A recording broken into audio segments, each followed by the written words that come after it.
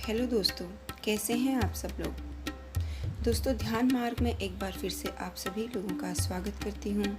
इसी शुभकामनाओं वाला समय खुशहाल रहे और आपकी जो भी कामनाएं हैं वो पूरी होती रहें। दोस्तों, साथ ही इस बात पे आज थोड़ी बात करना चाहती हूँ, थोड़ी चर्चा करना चाहती हूँ कि ईश्वर का, उस यूनिवर्स का, उस परम सत्ता का धन्यवाद देना सीखें, क्योंकि हमारा होना ही ईश्वर के प्रति आभार व्यक्त करने के लिए काफ़ी है।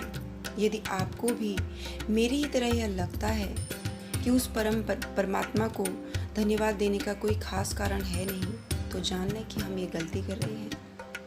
पहले मैं भी ऐसे ही सोचती थी, शिकायतें ही शिकायतें थी, पिटारा था पूरा मेरे पास कि मुझे ये नहीं मिला, मुझे ये कष्ट मिले, ये तकलीफ़ें मैंने उठाई, बहुत सारी चीज़ें थी। बस धन्यवाद देने का कोई कारण नहीं था, बस शिकायतें करने के बहुत सारे मेरे पास कारण हुआ करते थे। पर जैसे जैसे मुझे समझ में आया, मैंने सीखा कि अगर मैं श्वास ले रही हूँ, अगर मैं चल फिर रही हूँ, मैं सुन रही हूँ, मैं खा रही हूँ, मैं बोल रही हूँ, मेरे पास परिवार है। अगर आप भी ढूंढ रहे हैं कि किन कारणों से ऊपर वाले का शुक्रिया अदा करें, तो आइए कुछ सहायता आज मैं कर देती हूँ, क्योंकि मैं भी उस सारी परिस्थितियों से होकर कहीं न कहीं गुजरी हूँ कि जब मैं बहुत नकारात्मकता में जी रही थी और आज मैं एक सकारात्मक जीवन जीने का प्रयास करती हूँ। दोस्तों, भगवान की आभारी हूँ मैं, क्योंकि मैं जीवित हूँ। मैं भगवान की आभारी हूँ कि आज मैं जागरूक हूँ।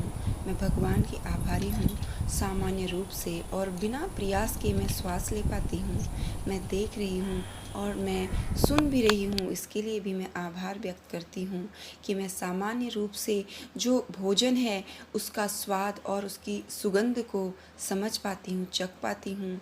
मैं आभारी हूँ कि किसी भी समस्या के बिना उस भोजन को पचाने में सक्षम हूँ।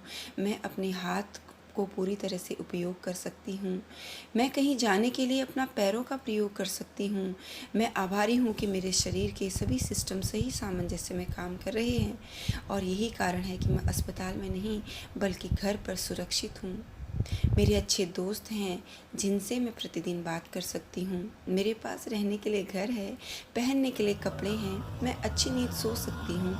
मैं जो भी करती हूँ उसे अच्छी तरह कर सकती हूँ। मेरे पास जीविकोपार्जन के लिए काम है, उस साधन है। मैं आनंद से संगीत सुन सकती हूँ। मैं किसी परेशानी के बिना सीढ़ियों की ऊंचाइयों पर चढ़ सकती हूँ। मुझे आज तक कोई बड़ा रोग नहीं है, मैं स्वस्थ हूँ। मैं बड़ी भाग्यशाली हूँ कि बेहद प्रेम करने वाली माता पिता मेरे पास हैं। मैं साक्षर हूँ, पढ़ी लिखी हूँ, पढ़ लिख सकती हूँ। इसके लिए मैं धन्यवाद अदा करना चाहती हूँ।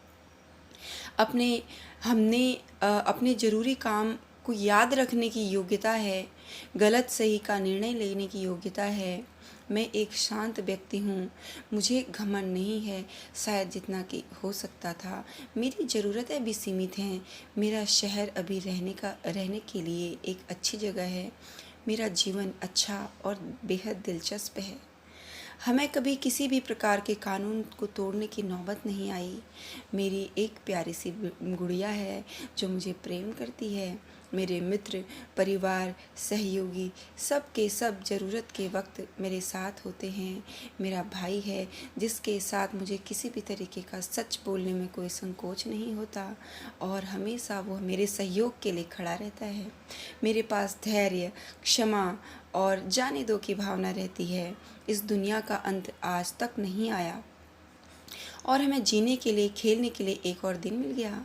अभी भी दुनिया में अच्छाई बची हुई है।